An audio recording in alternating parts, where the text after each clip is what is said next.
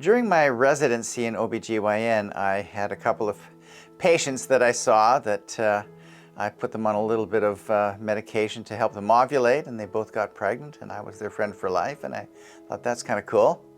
And I learned early on in medical school I really didn't like being around really sick people that much. So this was a fairly happy specialty for the most part. So finally got into it a little bit more in the latter part of my residency, really enjoyed it and found it rewarding.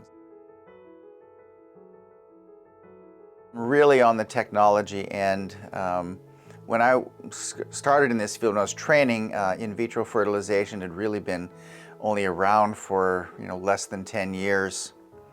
And we were sort of at the beginning of it. And just the changes that have kept happening, the improvements in the media, the culture systems, and of course the pregnancy rates have gone up substantially since then.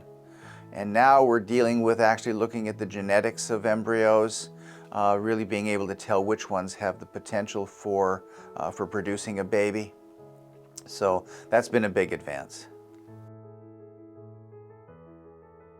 My wife really loved this area. It was home for her, and when we came here there really was not an in vitro fertilization program in the area, and just saw a need, and it's worked out well.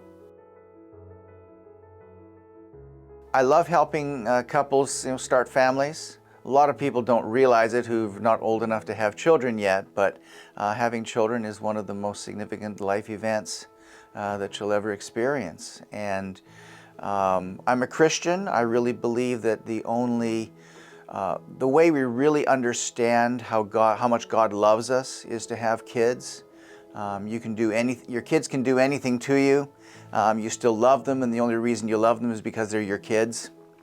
And when that's been taken away from somebody, I think there's been something fairly sinister happening there. So to be a part of being able to hopefully help rectify that situation for couples is a major thing for me.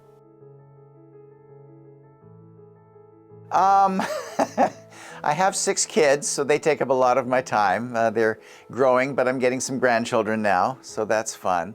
I like to golf. I like to ski. I actually enjoy working out in the yard a bit.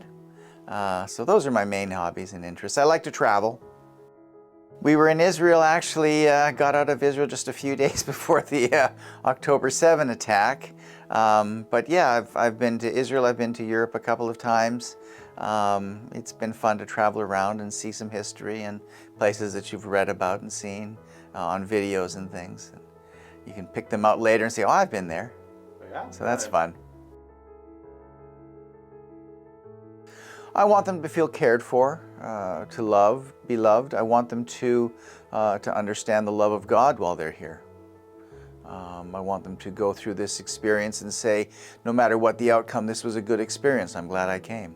I want them to know that we've done all they can, that we haven't compromised what they're comfortable with, that we can always talk about some of the emotional issues with it, which are big. We have a counselor here. We have staff that are, again, really dedicated to seeing patients through this and getting them through this in one piece. It's a very stressful time. We meet a lot of patients that are very frustrated. They've been through a lot, and we've seen in some patients just total personality changes after they've been successful. They were, very sad all the time, angry, and to come out the other side and see this person's whole outlook on life change, it's very gratifying.